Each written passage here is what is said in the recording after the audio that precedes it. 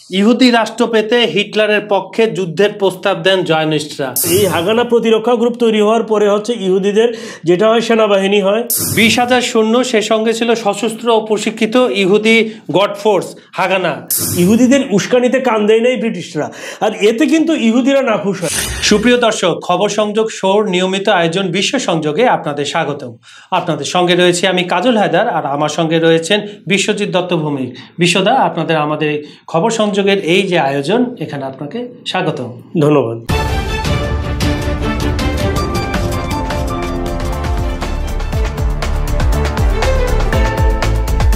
আল আকসাকে ঘিরে যে বসতি গড়ে ওঠা, তারপর ফিলিস্তিনি ও আরবদের যখন দেখলো ইহুদিরা বা ইসরায়েলিরা আপনার আল আকসাকে ঘিরে তাদের সব কার্যক্রম বসতি থেকে শুরু করে সব কার্যক্রম শুরু করলো, এই তখন থেকে যারা ফিলিস্তিনি, জেনুইন ফিলিস্তিনি, ওখানকার বাসিন্দা এবং আরব ভূমিপুত্র যারা এবং আরব বিশ্বের অন্যান্য দেশগুলোর রিয়াকশনটা কেমন ছিল বা কখন তারা টের পায়?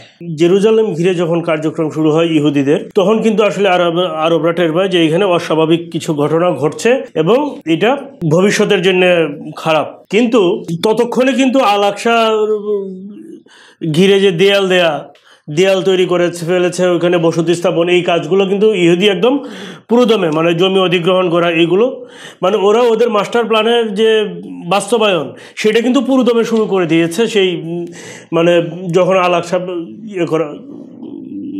প্রাঙ্গণ যখন ওদের দখলে নেয়, তখনই কিন্তু ইহুদিদের একটা কট্টরপন্থী দাবি করতে থাকে যে আল আকসা পূর্ণ নিয়ন্ত্রণ ইহুদিদের হাতে নিতে হবে। আচ্ছা, এটা তাদের ধর্মীয় কোশ্চেন আপনার কাছে, দর্শকরা হয়তো বা মনে মনে ভাবছেন আমি করে ফেলি।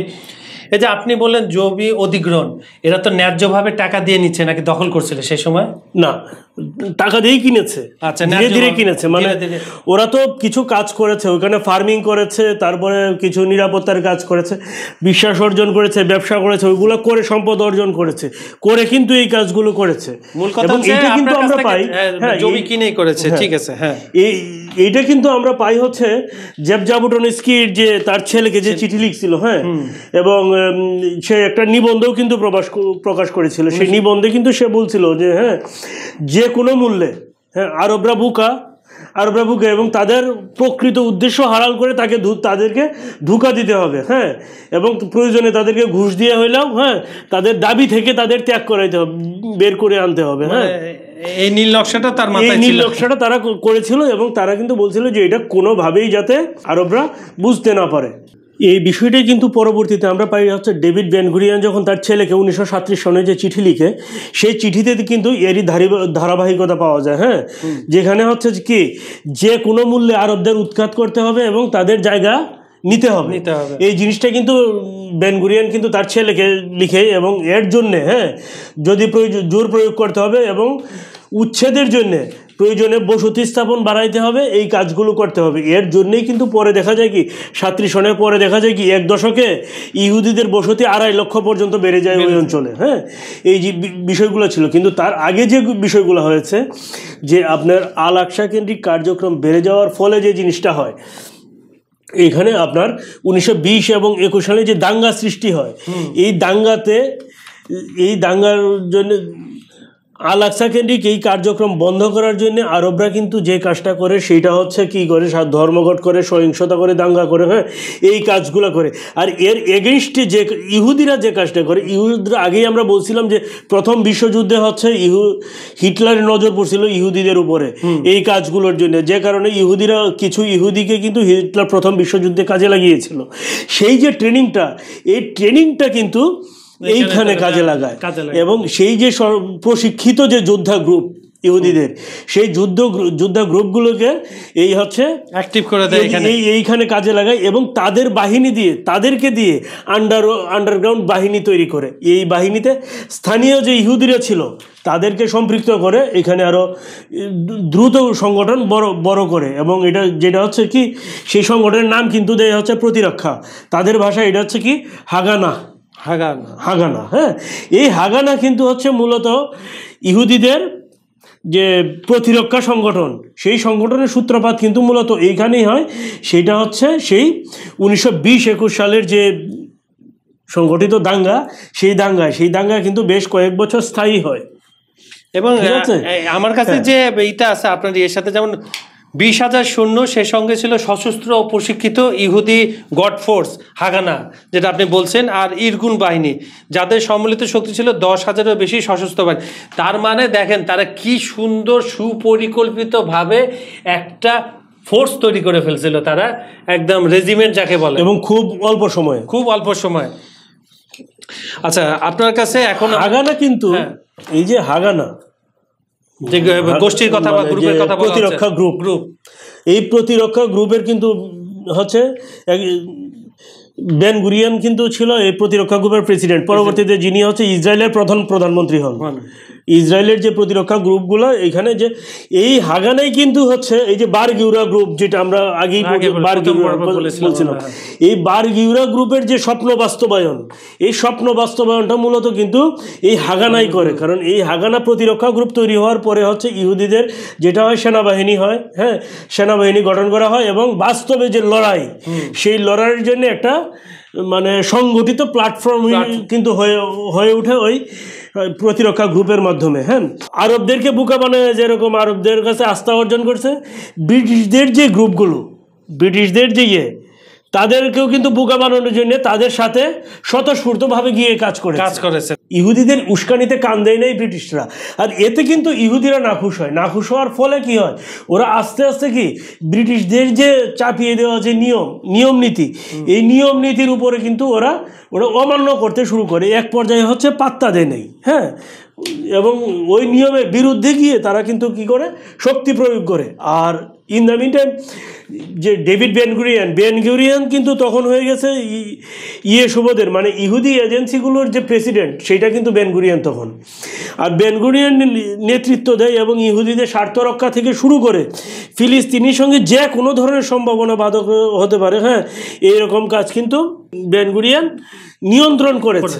সেই সাথে কিন্তু বেন গুরিয়ন কিন্তু একটা জিনিস করেছে, সেটা হচ্ছে সে তার ছেলেকে চিঠিতে যে কথা বলেছিল যে কোনো মূল্যে আরব দখল করতে হবে, সে কিন্তু তার যে অভীষ্ট লক্ষ্য, এই লক্ষ্য থেকে সে বের হয়ে আসে নাই। সে কিন্তু তখনও পর্যন্ত কিন্তু সে চায়নি যে আরবদের সাথে কোনোভাবে ফিলিস্তিনরা এবং আরবদের সাথে ইহুদিরা মুখোমুখি হোক।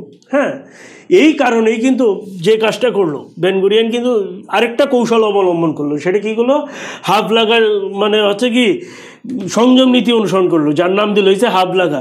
এই সংযম নীতিটা কী হবে, ইহুদি বসতিগুলি রক্ষার কাজে ইহুদিরা কাজ করতে পারবে, কিন্তু তারা কোনোভাবেই ফিলিস্তিনি কোনো গ্রামে আক্রমণ করতে পারবে না, এমনকি হ্যাঁ তাদের কোনো কাজ বাধাগ্রস্ত করতে পারবে না। মানে এটা কিন্তু কৌশল, এই জিনিসগুলো সব কিন্তু বেন গুরিয়ন তার ছেলেকে যে চিঠি লিখে ওই চিঠিতে কিন্তু পাওয়া যায়। আচ্ছা দাদা, আপনাকে এখানে থামাচ্ছি। আমার এই টোটাল বিষয়টাতে যদি আমি সামারি টানি, ধরেন ব্রিটিশ সাম্রাজ্যের দুইটা কলোনি ছিল তখন, ফিলিস্তিন এবং যেহেতু ইসরায়েল, এবং ব্রিটিশদের আইন দুইভাবে চলার কথা, ফিলিস্তিনিরা মেনে চলতো, কিন্তু আপনার কথা মতো তারা বিভিন্ন বিদ্রোহ করে তারা নিজেদের মধ্যে এমন শক্তিশালী হয়ে গেছিল যে তারা মানে ব্রিটিশদের আইন কোনো পাত্তা দিত না, ফিলিস্তিনের উপর আক্রমণ করতো বা যে ধরনের ব্যভিচার করতো। এখন আমি আপনার কাছে, যেহেতু এটার সাথে এটা লিঙ্ক আপ করা, এই অংশটা অল্প কিছু বলে আজকে আমরা বিদায় নেব। সেটা হচ্ছে দ্বিতীয় বিশ্বযুদ্ধ। দেখা গেল যে ইহুদি রাষ্ট্র পেতে হিটলারের পক্ষে যুদ্ধের প্রস্তাব দেন জয়নিস্টরা। এটা কিন্তু খুব একটা ইতিহাসের কি ফ্যাক্টর। আমরা সবাই জানি যে হিটলার পরবর্তীতে দ্বিতীয় বিশ্বযুদ্ধের শেষে ইহুদি নিধন করে দিয়েছিল। পুরো পৃথিবীতে কিছু সংখ্যক ইহুদি রাখছিল, তাদের যে চরিত্র এগুলো যেন বিশ্ববাসী দেখে। এটা আমরা ছোটোবেলা থেকে শুনে আসছি, বা বিভিন্ন ধরনের যে যুদ্ধের যে সিনেমাগুলো আছে, চিত্রনাট্য পড়ে দেখে আমরা এটা দেখে আসছি। আর আমার কাছে প্রশ্ন হলো, সেই ব্রিটিশদের বিরুদ্ধে এক সময় তো, তারপর আবার ব্রিটিশরা সর্বমৃতা জানানো, এই ব্রিটিশদের বিপক্ষে কিন্তু যুদ্ধ করার জন্য ইহুদিরা আপনার হিটলারকে প্রস্তাব দিয়েছিল। এটা নিয়ে মজার বিষয় হচ্ছে, এটা কিন্তু আপনি পরিপূর্ণ পক্ষে কিন্তু স্বপ্রণোদিত হয়ে হিটলার ইহুদিরাই কিন্তু যুদ্ধ করেছে আগে। হ্যাঁ, কিন্তু এক পর্যায়ে কেন তারা এই জায়গাটাতে আসলে, কিন্তু আপনি এটা সংক্ষিপ্ত বলবেন, আমরা তৃতীয় পর্বে এটা আমরা পরিপূর্ণভাবে বলবো। আপনি এটা একটু খালি জাস্ট আমরা আসতেছি, তার আগে কিছু জিনিস স্পষ্ট করে নেওয়া উচিত। যখন হচ্ছে বেন গুরিয়ন যখন তার ছেলেকে চিঠি লিখলো, তখন বলল কি, যদি আমরা আমাদের অভিষ্ট লক্ষ্য বাস্তবায়ন করতে চাই, তাহলে আমাদের যে জিনিসটা দরকার, ইহুদিদের ফিলিস্তিনের জন্য আরও বসতি দরকার। হ্যাঁ, সেই যাতে হচ্ছে ফিলিস্তিনি ইহুদিরা পালিয়ে আসে, ওখানে আশ্রয় নেয়। হ্যাঁ, এটা কিন্তু পরবর্তীতে হচ্ছে এই কারণে, হ্যাঁ, পরের দশকে কিন্তু প্রায় 2.5 লক্ষ ইহুদি কিন্তু এই ফিলিস্তিনে এসে বসতি গ্রহণ করে। তখন কিন্তু জিনিসটা মার্ক করে হচ্ছে ব্রিটিশরা, কি মার্ক করে, যে এত দ্রুত বসতি স্থাপন করছে, তখন কিন্তু যে হচ্ছে নিষেধাজ্ঞা দেওয়া এবং শ্বেতপত্র প্রকাশ করা, এই জিনিসগুলো কিন্তু তখনই চলে আসে। হ্যাঁ, আর এই দিকে যে এই এত কিছুর মধ্যে, হ্যাঁ, বেন গুরিয়ন, ইসরায়েল কিন্তু তখন স্বাধীন হয় নাই, কিন্তু প্রতিরক্ষা বাহিনীর প্রেসিডেন্ট থেকে, প্রতিরক্ষা গ্রুপের প্রেসিডেন্ট থেকে বেন গুরিয়ন কিন্তু ততক্ষণে ইসরায়েলের প্রধানমন্ত্রী, অঘোষিত প্রধানমন্ত্রী, অঘোষিত না ঘোষিত প্রধানমন্ত্রী। হ্যাঁ, সে তো জায়নবাদী সশস্ত্র সংগঠনের প্রধান, কারণ সেই জায়নবাদী যে সশস্ত্র সংগঠন, সেই সংগঠনের তো নেতৃত্ব দিচ্ছে হচ্ছে ইসরায়েলের স্বাধীন রাষ্ট্র তৈরি করার জন্যে। আর সেই রাষ্ট্র তৈরি করার জন্যে, হ্যাঁ, যে ইরগুন বাহিনী গঠন করা, এই সব কিছুই তো হচ্ছে আপনার বেন গুরিয়নের হাত ধরে, এবং যেহেতু তার হাত ধরে সবকিছু, সে কিন্তু ইসরায়েল স্বাধীন হয় নাই, কিন্তু সে কিন্তু ইসরায়েলের প্রধানমন্ত্রী। ইসরায়েল তো তখনই কিন্তু রাষ্ট্র গঠন হয়ে গেছে। মজার বিষয় কিন্তু এটা, কিন্তু তখন কিন্তু 1937, মানে হচ্ছে কি ইসরায়েল স্বাধীন হওয়ার বহু আগে, কিন্তু তখন কিন্তু ইসরায়েল রাষ্ট্র নামকরণ হয়ে গেছে, রাষ্ট্র গঠন সবই হয়ে গেছে, তার প্রধানমন্ত্রী হয়ে গেছে। মজার, ইহুদিরা ইহুদিদের নিয়ম মানতেছে, মানে মধ্যপন্থী জায়নিস্টদের নিয়ম মানতেছে না, কট্টরপন্থী জায়নিস্ট। এর ফলে যেটা হলো কি, হ্যাঁ, যে তারা হচ্ছে গুপ্তঘাতক, গোপন ঘাঁটিতে হানা দেওয়া, এই সব কাজ শুরু করলো, মানে কি আরো অ্যাগ্রেসিভ। এইটা এই জিনিসটাই কিন্তু মূলত হচ্ছে রোড ফিলিস্তিনিদের যে মহাবিদ্রোহের সূচনাটা কিন্তু এইখানেই শুরু করে দেয়। আর মধ্যপন্থী জায়নিস্ট যারা, মানে হচ্ছে বেন গুরিয়নের যে গ্রুপ, তারা কিন্তু এইগুলো দমন করার পিছনে কাজ করে। আর সাথে যেটা হচ্ছে, তারা হচ্ছে জায়নিজমের প্রতি ব্রিটিশদের যে সমর্থন আদায়, এই সমর্থন আদায়ের কাজটাও কিন্তু গোড়াপত্তন হয় এই বেন গুরিয়নের হাত ধরে। হ্যাঁ, আর এর মধ্য দিয়ে হচ্ছে যে যুদ্ধের প্রস্তুতি চলতে থাকে। আর ব্রিটিশদের মধ্যে কিন্তু, আর এই যে জেফ-জেফ-এটনস্কি, সে কিন্তু যে কাজটা করে, সে হচ্ছে ব্রিটিশ সেনাবাহিনীর মধ্যে সে কিন্তু আলাদা একটা রেজিমেন্ট গঠন করে, যেটা হচ্ছে ইহুদি রেজিমেন্ট। এই ইহুদি রেজিমেন্ট কিন্তু পরবর্তীতে হচ্ছে আপনার যে ফিলিস্তিন মহাবিদ্রোহ, এই মহাবিদ্রোহে কিন্তু স্বয়ংক্রিয়ভাবে কার্যক্রম চালায়, মানে অংশ নেয় যুদ্ধে। হ্যাঁ, সেটা হচ্ছে আরেকটা পর্বে হয়তো আমরা দেখতে পারবো। এর জন্য কিন্তু ইহুদিদের বিরুদ্ধে, হ্যাঁ, ব্রিটিশ সরকার শ্বেতপত্র পর্যন্ত প্রকাশ করে। আচ্ছা, সুপ্রিয় দর্শক, ইতিহাসের এই বাঁকে আজকে এখানে থেমে যাচ্ছে। আমাদের সময় স্বল্পতা, আলোচনা জমে উঠেছিল, কিন্তু যেহেতু সময় স্বল্পতা, এবং আমরা আপনাদেরকে কথা দিচ্ছি, গতকাল যেভাবে কথা দিয়েছিলাম, এই পর্বটা আমরা আরও বাড়াবো। পরশু, মানে আগামীকাল না হলেও এই সপ্তাহে যে কোনো একদিন, তখন কিছু কি পয়েন্ট, যেমন ইহুদি রাষ্ট্র পেতে হিটলারের কাছে কেন জনিস্টরা গিয়েছিল, আরও কিছু অভ্যন্তরীণ বিষয় নিয়ে আপনাদের সাথে আলাপ করব।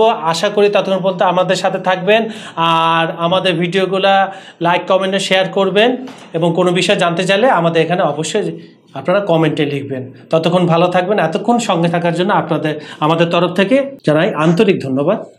ধন্যবাদ সবাই, ভালো থাকবেন।